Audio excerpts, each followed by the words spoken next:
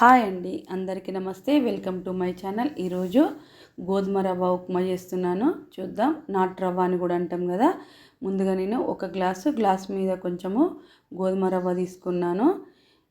దాన్ని వేయించుకుంటానే నేను ఇప్పుడు ఈ వాటర్ను బాయిల్ చేసుకుందాం. ఒక గ్లాస్కి 2 గ్లాసుల వాటర్ పోసుకొని నేను బాయిల్ చేస్తాను, ఎందుకంటే తొందరగా అయిపోయిద్దని.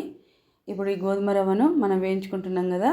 ఇలా వేయించుకున్న తర్వాత ఇక సరిపోయింది, తెల్లగా అయింది కదా. అప్పుడు ఒక బౌల్లోకి తీసుకొని నేను గోధుమ రవ్వనైతే కడిగి పెట్టుకుంటాను.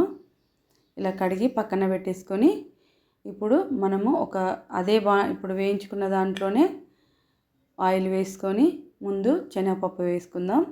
ఈ శనగపప్పు, పల్లీలు ఇవి ముందుగా, ఎందుకంటే అవి కొంచెం లేట్గా వేగుతాయి కదా, దానివల్ల వాటిని నేను ముందుగా వేసుకుంటాను. జీడిపప్పు కూడా వేసుకొని దీనిలోకి జీలకర్ర, ఆవాలు ఇవి వేసుకుందాం. క్యారెట్ వేసుకొని ఉల్లిపాయలు, పచ్చిమిర్చి ఒక 4-5 అయితే సరిపోతుంది. పచ్చిమిర్చి, కొత్తిమీర. ఇప్పుడు నేను ఒక 4 వెల్లుల్లి రెబ్బలు కూడా చిన్నగా కట్ చేసుకొని ఇందులో వేసుకున్నాను. ఈ ఫ్లేవరు బాగుంటుంది, మీరు కూడా ఒకసారి ఇలా వేసుకోండి. ఇప్పుడు ఒకసారి చూడండి, నేను కొంచెం ఫ్లేమ్ ఎక్కువ పెట్టుకొని కుక్ చేస్తా, తొందరగా అయ్యుద్ది.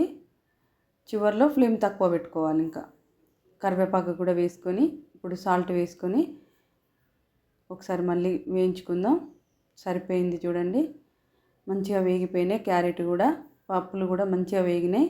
ఇప్పుడు మనకు అట్లా వాటర్ బాయిల్ అవుతున్నాయి కదా, ఆ వాటర్ని తీసుకొచ్చి ఈ పోపులో వేసేసుకుందాం. తొందరగా అయిపోయిద్ది ఇలా చేసుకుంటే.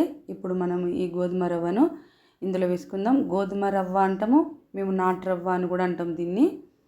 ఇందులో వేసుకొని కలుపుకొని ఒక 2-3 మినిట్స్ దగ్గర పడే వరకు మూత పెట్టుకుందాం. నాకు కొంచెం సాల్ట్ తగ్గింది, నేను కొంచెం సాల్ట్ వేసుకున్నాను. చూడండి, చక్కగా కుక్ అయింది. ఇప్పుడు కొంచెము నెయ్యి వేసుకుంటే బాగుంటుంది. నెయ్యి వేసుకున్నా బాగానే ఉంటుంది, వేసుకోవచ్చు, లేకపోతే నార్మల్గా తిన్నా కూడా చాలా బాగుంటుంది. ఇలా వేడివేడిగా ఈ పలుకులు ఇవన్నీ మనం హాట్ వాటర్ వేసినాం కదా, ఈ పలుకులన్నీ మనకి ఇట్లా పంటికి తగిలినప్పుడల్లా మంచిగా ఉంటాయి, మెత్తబడకుండా ఉంటాయి.